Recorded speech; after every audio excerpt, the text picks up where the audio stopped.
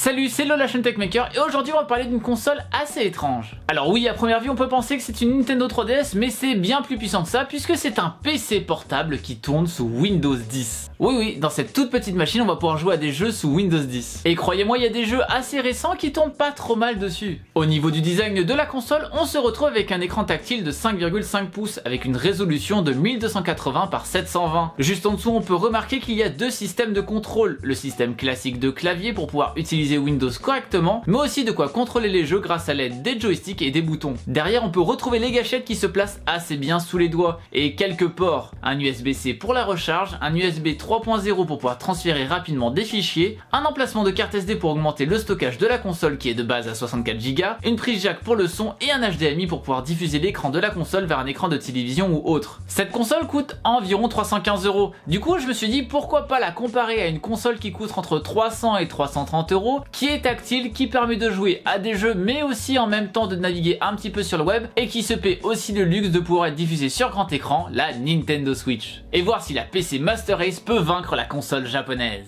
Cette console se prend assez bien en main et même si à la première utilisation on peut penser que justement le clavier va alourdir le contrôle avec les joysticks et les boutons, bah au final pas du tout, c'est très agréable à utiliser et les boutons se placent naturellement sous les doigts. On retrouve par ailleurs un petit switch qui permet de changer de mode à la manette, deux adaptés au gaming et un adapté à l'utilisation souris, celui du milieu. Avec celui-là il va être possible de changer le comportement du joystick et permettre à celui de droite de contrôler la souris et celui de gauche le scrolling. Petit bémol, le clavier est disposé en QWERTY. Personnellement ça me dérange pas et de toute façon on peut tout de même installer un clavier AZERTY sur la machine. Mais c'est clair que si on ne connaît pas le clavier AZERTY par cœur, ça risque de poser certains problèmes. Il ne faut pas oublier par ailleurs que l'écran est tactile, et étant donné que Windows 10 gère ça plutôt bien, ça aide pas mal à la navigation sur ce petit écran. Derrière, côté installation, le Windows 10 est vierge, mais quand je dis vierge, c'est que rien n'a été configuré dessus à la base. Alors d'un côté c'est bien car pas de programme qui surcharge, mais de l'autre ça pose un énorme souci, c'est que le Windows n'est pas du tout optimisé pour la console à la base. Alors oui, il est fourni un petit manuel pour expliquer comment l'optimiser, mais il est quand même assez compliqué à comprendre.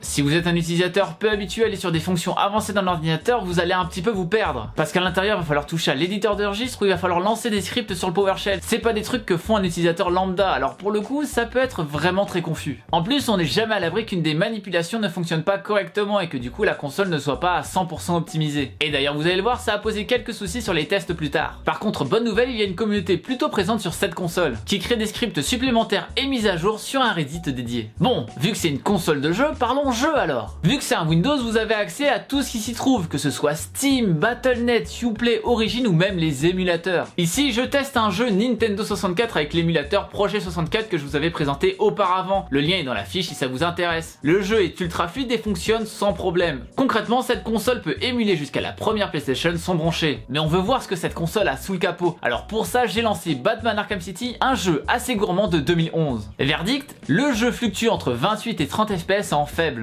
Ce qui est franchement raisonnable pour une machine de ce style, car là-dedans il n'y a pas de carte graphique mais uniquement un processeur, un Atom X7 7850. Alors j'ai essayé d'autres jeux comme Rocket League ou Overwatch. Pour le premier il y a un peu plus de baisse de framerate, néanmoins on a quelque chose qui reste jouable. Encore une fois le jeu est au minimum, vaut mieux ça qu'un framerate plus faible, néanmoins il est possible d'atteindre un nombre de FPS encore plus haut. Pour le second jeu, qui a pour le coup à peine plus d'un an, c'est déjà un petit peu plus compliqué. De mon côté j'ai réussi à le faire tourner à une moyenne de 15 FPS, ce qui fait que c'est jouable mais pas non plus extrêmement agréable. Mais encore une fois il est possible d'atteindre plus haut, voire un 30 FPS constant. Et c'est là un des problèmes que je vais soulever avec cette console, elle est extrêmement compliquée à optimiser. Pour le coup, si on a envie de bidouiller et qu'on n'a pas trop peur de retourner à une installation fraîche de Windows pour pouvoir recommencer de zéro, bah c'est la console qu'il vous faut, mais c'est clairement pas le cas de tout le monde. Et ça pour le coup je peux comprendre, parce que se prendre la tête avec une console de jeu, bah c'est pas forcément ce qu'on attend en premier lieu. Mais comme vous pouvez le voir, de gros jeux arrivent à tourner dessus. Par ailleurs, je vous recommande une chaîne qui arrive à assez bien optimiser ces derniers, Mobimaniac 3000. C'est d'ailleurs cette personne qui arrive à avoir un Overwatch qui tourne à un 30 FPS constant, qui là pour le coup est bien plus agréable. Il a testé près de 200 jeux sur la console, dont pas mal de titres connus. Ça peut donner un aperçu supplémentaire sur ce qui tourne dessus, et quand on voit que même un Mass Effect 3 arrive à atteindre un 40 FPS constant, bah c'est assez impressionnant. Bon alors cette comparaison avec la Switch, pourquoi la faire? Bah parce qu'au final je trouve ces deux consoles assez similaires sur pas mal de points, et ça peut être intéressant de choisir l'une ou l'autre par rapport à vos attentes et vos envies. Niveau utilisateur, si vous vous y connaissez pas trop en ordinateur, vous allez être perdu avec cette GPD. Et pour le coup, je pense que cette console ne vous conviendra n'aimera pas. Par contre, si vous aimez bidouiller, il y a clairement de quoi faire avec.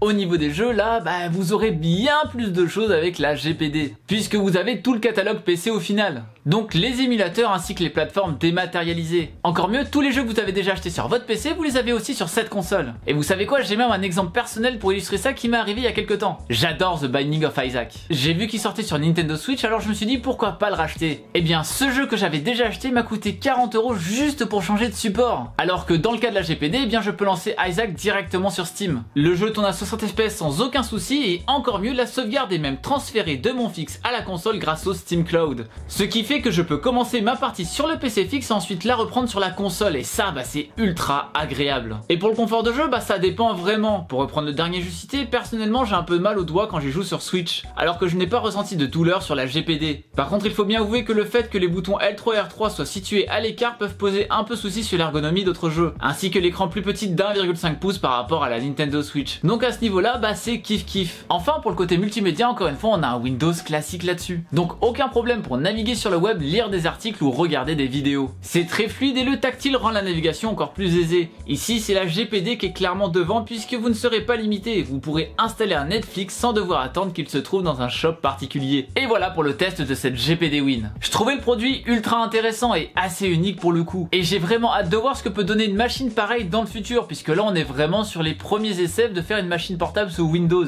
Par ailleurs, je tiens à remercier Gearbest pour l'envoi de ce produit. Si ce dernier vous intéresse, vous trouverez le lien dans la description bien évidemment. Mais si vous aviez le choix entre une GPD Win et une Nintendo Switch, vous choisiriez quoi? Eh bien dites-moi tout ça en commentaire. En attendant, n'oubliez pas le pouce bleu d'amour, à me suivre sur les différents réseaux sociaux qui se trouvent dans la description et à y partager la vidéo. Et bien sûr à vous abonner à la chaîne en cliquant sur le logo qui vient d'apparaître juste là, si ce n'est pas déjà fait. C'était Léo de la chaîne Techmaker et surtout, n'arrêtez jamais d'apprendre. Salut!